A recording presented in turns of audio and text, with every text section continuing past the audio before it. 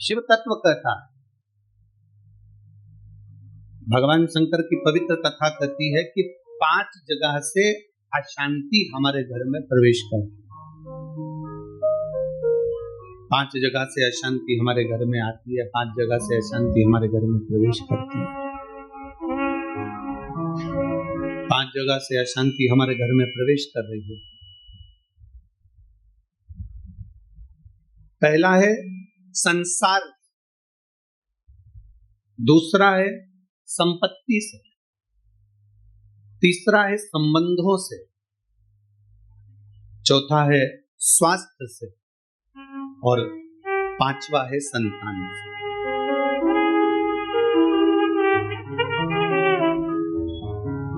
इस कथा को समझिएगा जरा कि 5 जगह ऐसी है जहां से अशांति हमारे यहाँ प्रवेश कर रही है। उसमें 5 जगह में एक जगह संपत्ति भी कही,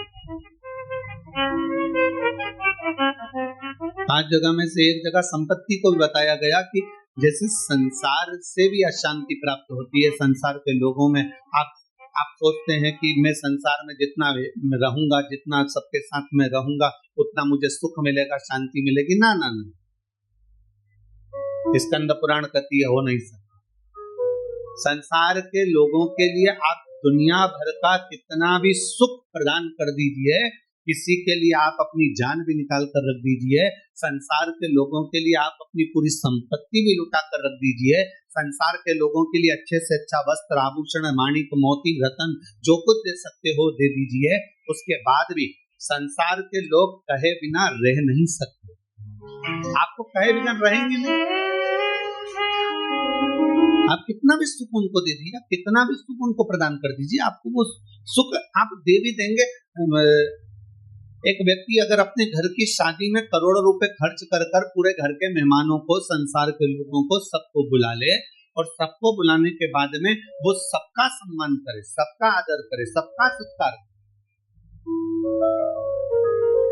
सब कुछ अच्छा करे, सबका आदर भी करे, सबका सम्मान भी करे, सबको खूब दे भी और खूब खूब प्रदान कर दे, उसके बाद भी दुनिया के लोग कह देंगे हराम का आ रहा होगा तो लुटा रहा होगा। ये दुनिया की रीति है, ये दुनिया का क्रम है। संसार का व्यक्ति जितना आप विचार करेंगे कि मैं संसार के अंदर रहूं, लोगों के अंदर विराजमान रहूं, मुझे यश ही यश मिले, तो बहुत मुश्किल है। आप दुनिया का सारा सुख दे दीजिए तो भी यश की प्राप्ति नहीं हो सकती। थोड़ा वक्त मिल गया तो मिल गया, किसी ने कह दिया, किसी को आपने देते रहे तो मिल गया। संसार अशांति देता है। संपत्ति, शिव महापुराण की कथा कहती है, स्कंद पुराण कथा कहती है कि हमारी संपत्ति भी हमको अशांति देती।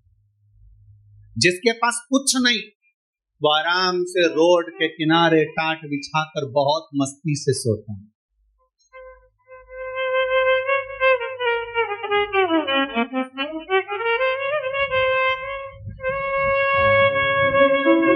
और जिसके पास में बहुत कुछ है, सारी संपदा भरी पड़ी हुई है, सारी दौलत भरी पड़ी हुई है, सुंदर बंगला है, डनलप का गद्दा है, एसी भी लगा है, पलंग भी लगा है, नौकर चाकर सब कुछ है, सब कुछ,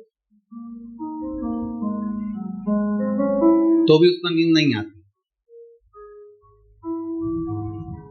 कितना सुंदर कहा गया शिव महापुराण के अंतर्गत, कितनी सुंदर बात कही गई कि शिव महापुराण की कथा, कई लोग कहते हैं गुरुजी आपकी कथा होती है तो वहां 1 किलोमीटर दूर तो गाड़ी रोक दी जाती है।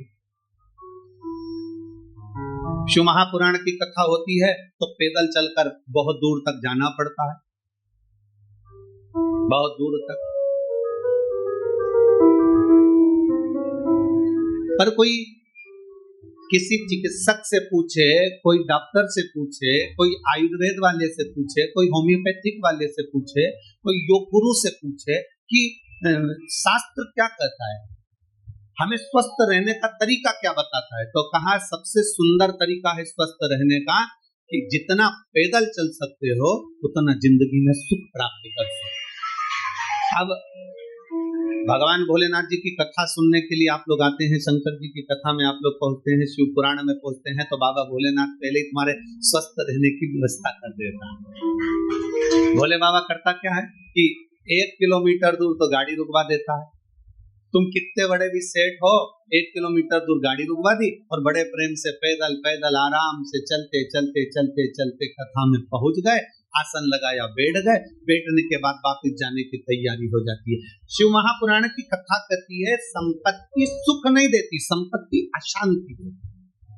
संपत्ति शांति नहीं दे सकती, वैभव दे देगी। आप डनलप के गद्दे पर सो जाओगे, आप खूब जेवर पहन लोगे, आप अच्छे वस्त्र पहन लोगे, आभूषण धारण कर लोगे, सारा सुख तुम्हारे पास में जाएगा, शांति नहीं आ सकती। इसलिए बारंबार कहा गया मिलता है सच्चा सुख केवल भगवान तुम्हारे चरण। बाकी के दुनिया का सुख कहीं नहीं प्राप्त हो सकता। दुनिया का सर्वाधिक सुख भगवान के चरणों में। आप कुबेरेश्वर बाबा की धरा पर आए हैं, कुबेरेश्वर बाबा की धरा पर कभी पहुंचे या आए तो कुबेरेश्वर बाबा की धरा पर पहुंचकर तुम कहीं पर भी एकांत में बैठ जाओ, जितनी देर बैठे रहोगे आपको ऐसा महसूस होगा कि मेरा शंकर तुम्हारे आसपास में से घूम कर निकल कर गया है। शिव तत्व की प्राप्ति सही। और सारे तीर्थ धाम आपके चरणों में, हे गुरुदेव प्रणाम आपके चरणों में। सारे तीर्थ धाम आपके चरणों में, हे गुरुदेव प्रणाम आपके चरणों में।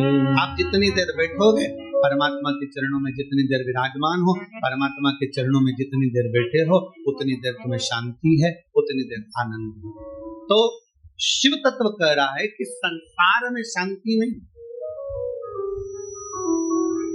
संपत्ति में शांति नहीं।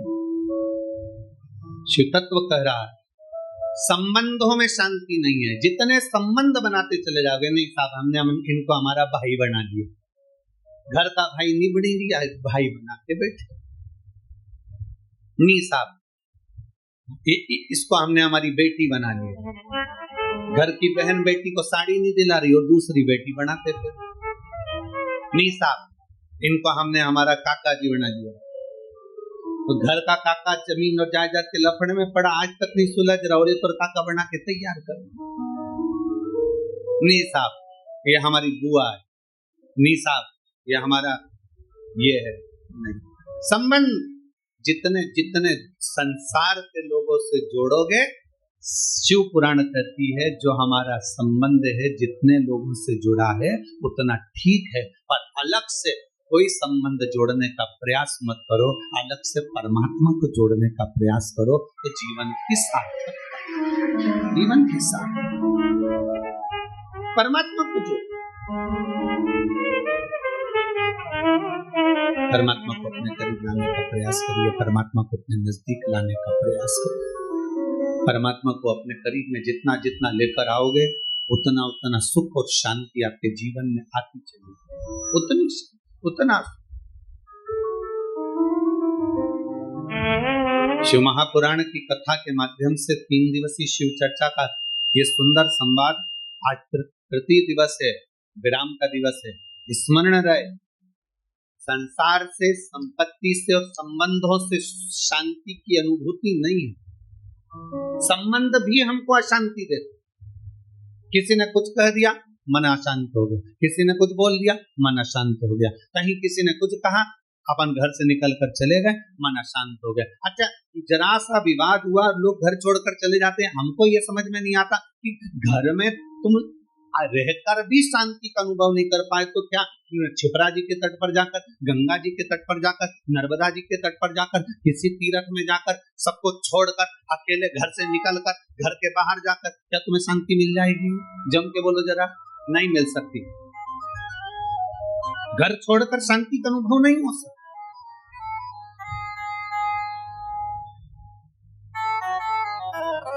संसार ने अशांति दी, संपत्ति ने अशांति दी, संबंधों ने अशांति दी, फिर अगली अशांति दी स्वास्थ्य।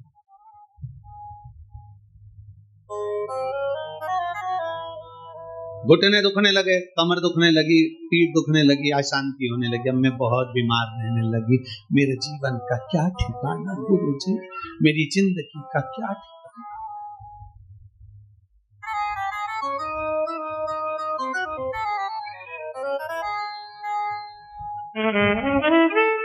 कभी अगर मौका लगे ना, एक बार भविष्य पुराण का अध्ययन करिए।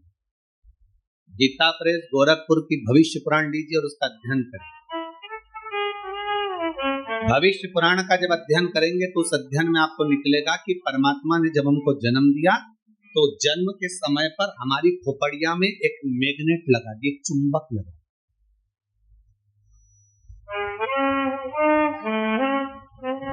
परमात्मा ने हमारी खोपड़िया में, हमारे मस्तिष्क में, हमारे भेजे में, हमारे सिर के अंदर, हमारे मस्तिष्क में एक चुंबक लगा। कभी अगर भविष्य पुराण पढ़ें तो उसमें अध्ययन करिएगा, हमारे मस्तिष्क में एक चुंबक परमात्मा ने जन्म के समय पर, पैदा होने से पहले, हमें बनाने से पहले, माता के गर्भ में जब हम पड़े हुए थे, हमारा मस्तिष्क बन रहा था तो इसमें एक चुंबक फिट था। इसलिए मरने के बाद जब अंतिम संस्कार होता है, अंतिम संस्कार में जब मुर्दा आधा जल जाता है तो उसकी खोपड़िया को फोड़कर कपाल क्रिया करी जाती है। आपके इधर करते कि नहीं करते वो हमको नहीं मालूम। हमारे इधर की रीति है, बांस में लोटा बांधकर उसमें घी भरकर उसके घर के बेटों से, उसके पोता पोती से वहां पर खड़ा करवा के पोते से खोपड़िया में वो डंडा पड़वा कर वहीं घी उंडेलवा कर डंडे को फेंक दिया जाता है, उस बांस को फेंक दिया। देखा है आपने इसको?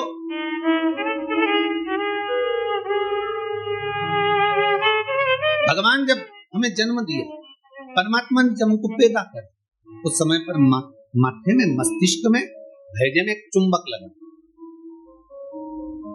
क्या करती है वो चुंबक? चुंबक का कार्य क्या? चुंबक का कार्य है, अगर आपने पैसा पैसा पैसा पैसा सोचा विचारा, दिन रात पैसे पैसे में लिप्त रहे, तो व्यक्ति वो मस्तिष्क में जो चुंबक लगी है वो पैसे को अपनी ओर खींचती है। मतलब मनुष्य पैसे को आसक्ति के रूप में अपनाना प्रारंभ करता है। अब चुंबक का दूसरा कार्य क्या है? अगर किसी बुरे व्यक्ति में बुराइयां देखोगे तो वो बुरे व्यक्ति की बुराई तुम खींचते चले जाओगे। वो तो ऐसी, वो तो वैसा, वो तो वैसा, हर व्यक्ति में बुराई, क्योंकि तुम्हारे भीतर में जो भेजे में चुंबक बनी है वो बुराइयां ही खींचे।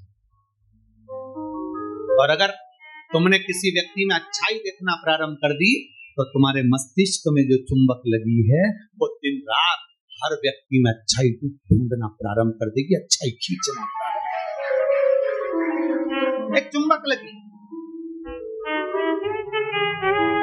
अब ये बात तो अपने तक हो गई, अब मेन बात पर जाओ, मुख्य बात पर। मस्तिष्क में चुंबक लगाकर परमात्मा ने हमको पैदा करा है, एक आकर्षण देकर हमें पैदा करा है, एक चुंबक लगाकर हमें पैदा करा है। चुंबक जब पैसे को खींचती है तो पैसा ही पैसा सोचने में आता है, बुराई खींचती है तो बुराई बुराई हमारे अंदर आती चली जाती है, किसी का क्रोध खींचती है तो क्रोध हमारे अंदर आता चले जाता है। उसी तरह अच्छाई किसी की खींचती है तो हमारे अंदर अच्छाई आती चली जाती है। उसी तरह चुंबक बीमारी को भी खींचती है। हम जब एक बीमारी के बारे में सोचते जाते हैं, मेरे पाँव, मैंने सुना है किसी को पेट में बच्चादानी में गांठ पड़ गई तो मालूम पड़ा कि उसको कैंसर हो गया। मैंने सुना है किसी के घुटने में अगर प्रॉब्लम हो गई तो उसका घुटना बदलाना पड़ा, मालूम पड़ा उसमें ग्रीस कम हो गया। मैंने सुना है कि किसी के हृदय में छेद हो गया, किसी के हृदय में कुछ हो गया, किसी के चेस्ट में गठान पड़ गई तो कैंसर बता दिया गया। ये हम जरा सा हमारे शरीर में दर्द हुआ और हमने वो सोचना प्रारंभ कर दिया। क्या सोचा हमने? कि उसको कैंसर हो गया था, उसकी किडनी खराब हो गई थी, उसका लीवर खराब हो गया था, उसके साथ में ये हो गया था, उसके घुटने बदलवाए, उसको गुजरात ले गए, उसको राजस्थान ले गए, उसको वहां ले गए और उसका शरीर में ये करवाया। आंख में प्रॉब्लम हुई तो आंख के बारे में सोचते रहे। अर्थात हमने इतनी बीमारी का सोच लिया, इतनी बीमारी का सोच लिया, बीमारी वो थी नहीं, पर हमने सोच सोच के चुंबक जैसे उसको खींच कर अपने अंदर वो बीमारी को इकट्ठा कर लिया। आखिरी में वो बीमारी हो, ये हमारे भीतर की चुंबक है जो हमें खींच रही है। छोटी मोटी गठान हो जाए ना, कभी मत सोचना खाओ, ऐसी तो होती रहती है। दवाई खाऊंगी, शंकर पे चढ़ा हुआ जल पीऊंगी, डॉक्टर को दिखाऊंगी, सारी जांचें कराऊंगी, जो डॉक्टर बोलेगा सारी जांच कराऊंगी और मेरा विश्वास करता है डॉक्टर के अनुसार चलकर, क्योंकि डॉक्टर भी शिव का एक रूप है, उसके अनुकूल चलकर मैं ये दवाई ले लेकर कुंदकेश्वर महादेव का नाम लेकर मेरी सारी गठान गल जाएगी। जब तुमने सोच लिया गल जाएगी, गल जाएगी, गल जाएगी, मतलब गल, तुमने सोच लिया कि नहीं, वो डॉक्टर तो बोल दिया है कि इसकी ऑपरेशन कराकर निकलवाकर जांच करने जाएगी और मुंबई भेजी जाएगी। आदि तो टेंशन में मर गई, कहीं कैंसर कैंसर। सोच सोच सोच सोच, आखिरी में सोच एक पत्र। हम चाहते नहीं थे कि ये,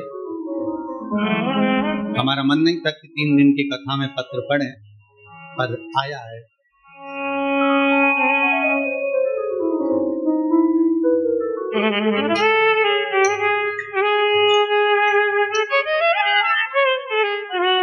मैं किंजल, उम्र मेरी 13 वर्ष है, जालोर से आई। कहीं बैठी हैं? आप ही हैं बेटा?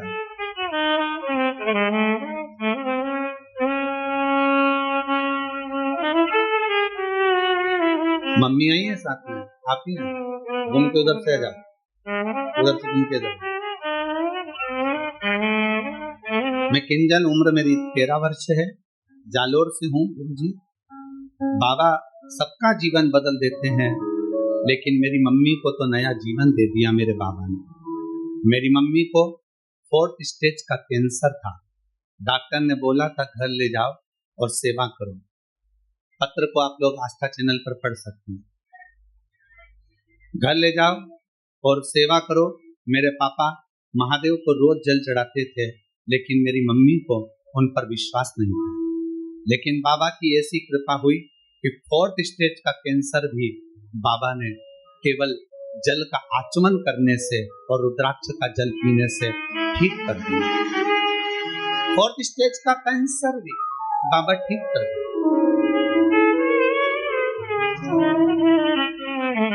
गुरुदेव, 4th स्टेज के कैंसर पे डॉक्टर ने कह दिया इनको घर ले जाओ।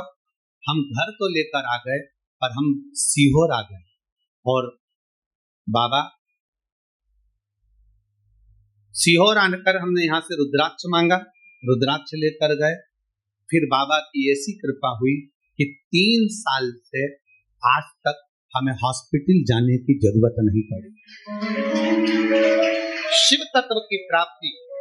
और गुरुदेव, एक बात और कहना चाहती हूँ, हॉस्पिटल नहीं जाना पड़ा और बाबा ने ऐसी कृपा कर दी कि मेरे पापा को नौकरी भी बाबा ने दिलवा दी।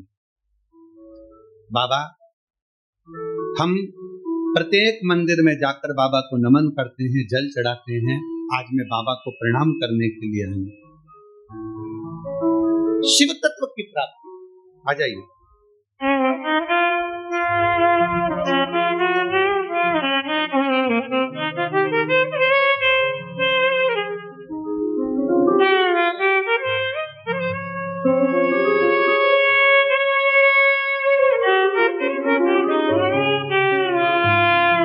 तो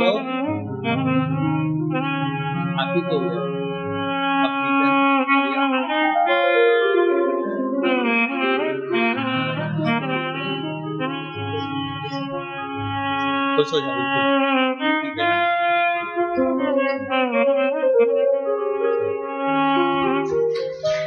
अरे लुटा दिया भंडार का शिवाले ने, कर दिया मारा शिवाले ने, लुटा दिया भंडार का साउंड अच्छा था, परसों भी साउंड अच्छा था। कर दिया, मिठास नहीं है बिल्कुल भी, वैसी बेस आ रहा है।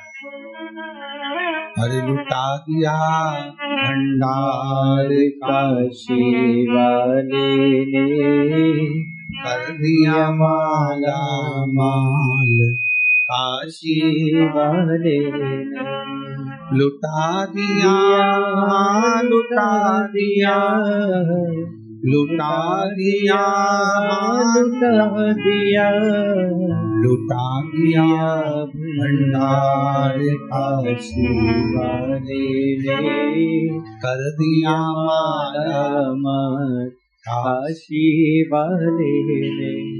भेजे में परमात्मा ने इस मस्तिष्क के अंदर एक चुंबक लगाकर भेजी। अच्छा सोच रहे हो, अच्छा, बुरा सोच रहे हो, बुरा। किसका बुरा होगा? आप दूसरे का बुरा सोच रहे हो ना, उसका कभी बुरा नहीं हो। बुरा किसका हो? जो सोच रहे हैं हम, वो हमारा ही बुरा। चुंबक लगी है इस मस्तिष्क में, इस भेजे में। घुटने में दर्द है ना, ये कभी विचार मत करो कि मेरा ऑपरेशन होगा, मेरा घुटना बदलना पड़ेगा, ये करना पड़ेगा, वो करना पड़ेगा। डॉक्टर से मिलो, डॉक्टर से दवाई भी लो, सब कुछ करो, पर ये विचार करो कि मैं डॉक्टर के पास जाऊंगी, भगवान का भजन करूंगी, शंकर के मंदिर जाऊंगी, एक लोटा जल चढ़ाऊंगी, बेलपत्र चढ़ाऊंगी और जल बेलपत्र चढ़ाकर उसका पान करूंगी, और ये मेरा विश्वास करता है कि मैं ठीक होऊंगी, मुझे घुटना बदलने की जरूरत नहीं पड़ेगी, मुझे कोई कार्य करने की जरूरत नहीं पड़ेगी और मैं ठीक हो जाऊंगी। ये मेरा विश्वास है, ये मेरा भरोसा कर। चुंबक लगी है एक मस्तिष्क के अंदर, एक आकर्षण परमात्मा देकर भेज। चलो एक प्रैक्टिकल कर देखिए, आप सब एक प्रैक्टिकल करो। जितने लोग कथा को आस्था चैनल पर सुन रहे हैं, जितने लोग फेसबुक पर सुन रहे हैं, जितने लोग कुबेरेश्वर बाबा की धरा पर सुन रहे हैं,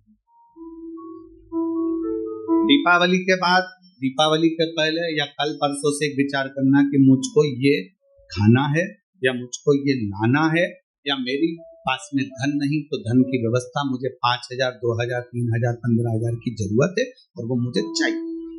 3, 4, 5 दिन, 8 दिन, 10 दिन तक सोच विचार कर, चाहिए मुझे, कहीं से व्यवस्था हो जाए, बाबा कुछ भी कर, कैसे भी मुझे पान। भोजन के लिए विचार करो कभी कि मुझे भोजन चाहिए, मुझे आज ये खाना है, मुझे 5 दिन बाद, 10 दिन बाद मेरा मन है कि मुझे ये प्राप्त करना है। धीरे धीरे आपके पास आती चली अपने पास। अच्छा सोचिए, अच्छा विचारिए। जब अच्छा सोचेंगे, अच्छा विचारेंगे, अच्छा सोचेंगे, अच्छा विचारेंगे, अच्छा कर्म करेंगे, तो निश्चित है कि अच्छा हमें मिलेगा। हम हमेशा जरा सी बीमारी आई, जरा सा रोग आया, जरा सी तकलीफ आई, जरा सा कष्ट आया, जरा सी तकलीफ में हम विचार करने लगते हैं कि मुझे ये तकलीफ है।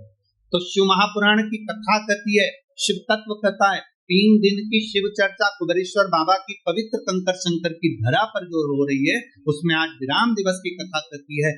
अशांति हमको संसार भी देता है, अशांति हमको संपत्ति भी देती है, अशांति हमको संबंध भी देते हैं, और अशांति हमको स्वास्थ्य भी देता है। हम सोचने में पड़ जाते हैं, मुझे ये प्रॉब्लम हो गई, मुझे ये तकलीफ हो गई, मुझे ये कष्ट हो गया, मुझे ये तकलीफ होती चली जा रही, हमारे भीतर से अशांत होते चले,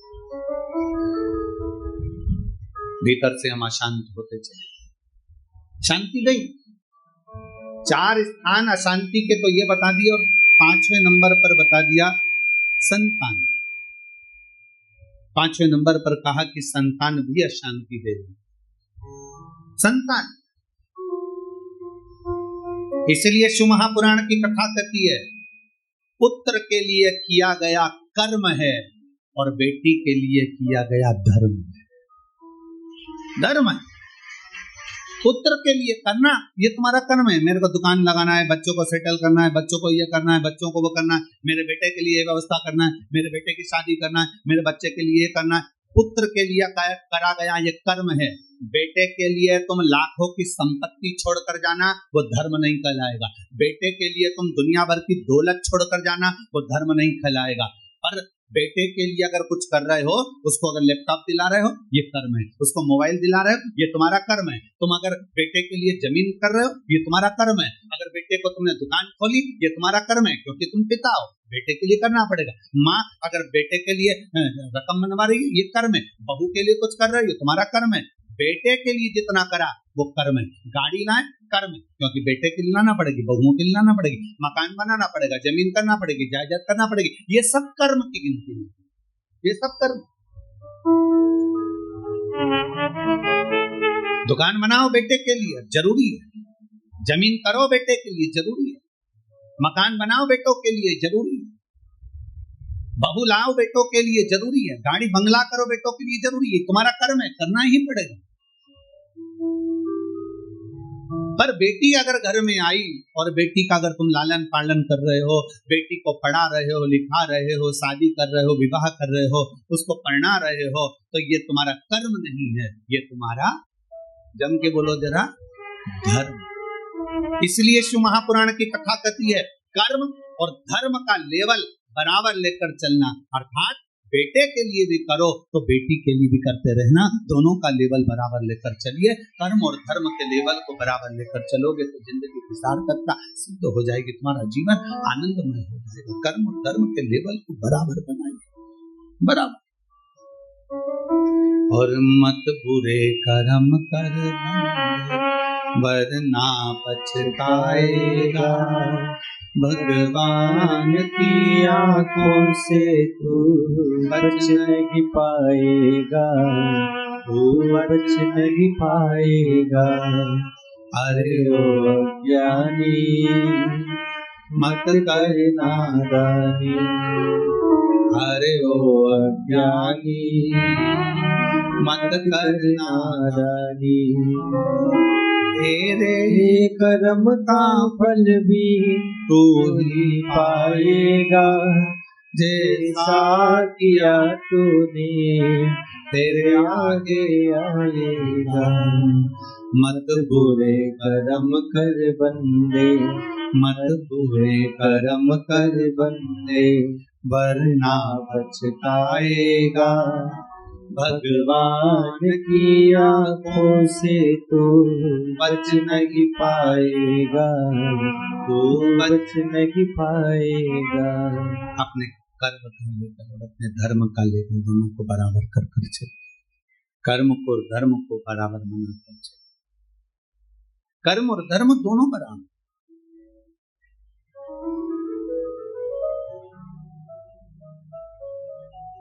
संसार, संपत्ति, संबंध, संतान, स्वास्थ्य, ये सब अशांति को प्रदान करते या अशांति देते हैं। चार जगह की अशांति को आने से आप रोक सकते हो। चार जगह से जो अशांति आ रही है ना, इसको आप रोक सकते हो। चार जगह कौन कौन सी? संसार की अशांति आ रही है तो तुम संसार वालों से संबंध छोड़ दोगे, शांत हो जाओगे। संपत्ति से अशांति आ रही है तो ज्यादा ध्यान देना संपदा पर कि अब जो होगा देखा जाएगा, जितना मिल गया उतनी संतुष्टि है, तो तुम रोक सकते हो, अशांति आने से रुक जाएगी। संसार, संपत्ति, संबंधों से अगर अशांति आ रही है तो तुम संबंध थोड़े कम कर दोगे, रिश्तेदारी थोड़ी कम कर दोगे, अशांति आने से रुक जाएगी। स्वास्थ्य, स्वास्थ्य से भी तुम गोली दवाई लेकर अशांति को रोक सकते। पर जो पांचवा नंबर है ना, संतान, इसको तुम कभी जिंदगी में नहीं रोक सकते। इसकी ओर से तो तुमको धीरे धीरे अशांति आती ही रहेगी। तो कोई महाराज तुमसे कह दे कि महाराज की मैं तुम्हारी बहू को अच्छा कर दूंगा, बेटे को अच्छा कर दूंगा, तुम्हारे बेटी को सुखी कर दूंगा, तुम्हारे जमाई को अच्छा कर दूंगा, तुम्हारे परिवार को अच्छा कर दूंगा। कोई तुमसे कह दे कि मैं तेरे बेटा बहू को अच्छा कर दूं, कोई तुमसे कह दे कि मैं तुम्हारी बेटी दामाद को अच्छा कर दूं, कोई तुमसे कह दे मैं तेरे पोता पोती को अच्छा कर दूं, कोई कह दे तुमसे कि तुम्हारे नाती पंती को अच्छा कर दूं। ना ना ना, शिव पुराण कहती है चार जगह से आने वाली अशांति को रोका जा सकता है, पर संतान की ओर से अशांति को रोकना कठिन है। ये कभी ना कभी हर 15-20 दिन, 1 महीना, 4 महीना, 6 महीना, 1 साल, 1.5 साल, 2 साल में कहीं बेटों की ओर से, कहीं बेटी की ओर से, कहीं जमाई की ओर से, कहीं बहुओं की ओर से, कहीं पोता पोती की ओर से, ये थोड़ा ना थोड़ा आता रहेगा, ये थोड़ा ना थोड़ा प्राप्त होगा। थोड़ा ना थोड़ा प्राप्त होगा तो हमारे भीतर अशांति फिर जाएगी। तो करे क्या? फिर क्या करा जाए? क्या कर सकते? शिव महापुराण की कथा करती है, फिर एक चीज करती, अशांति जब भीतर बार बार आ रही है, अशांति जब भीतर बार बार प्रवेश कर रही है, चाहे संतान से हो, स्वास्थ्य से हो, संपत्ति से हो, संबंध से हो, संसार से हो, 5 जगह से जब अशांति प्रवेश कर रही हो, तब शिव महापुराण की कथा कहती है कि बन सके तो कार्तिक महीने के अंदर जो पचवीगन आता है, पचवीगन जानते हो आप लोग, अभी आ रही है आपकी और हमारी दीपावली, पर इसके बाद में ये अमावस्या निकलने के बाद जब कार्तिक की पूर्णिमा आएगी, तो कार्तिक की पूर्णिमा के पहले से जो 5 दिन गिने जाते हैं, कार्तिक की पूर्णिमा के दिन 5वां दिन होना चाहिए। ये 5 दिन जो पचवीगन पे गिने जाते हैं, इसको कहते हैं देव दीपावली। तो क्या करना है कि ये 5 जो अशांति आने के केंद्र हैं, जहां से हमें अशांति मिल रही है, कभी संसार वालों से, कभी संपत्ति से, कभी संसार से, कभी संबंधों से, कभी स्वास्थ्य से, कभी संतान से, ये 5 जगह से जो अशांति आ रही है, तो 5 दिन जो देव दीपावली कहते हैं उसका स्मरण देव दीपावली के समय पर भगवान देव दीपावली के समय पर इसको साधने का प्रयास करें। देव दीपावली के जो 5 दिन हैं, उन 5 दिन में आप अपना क्रम, शंकर भगवान को जब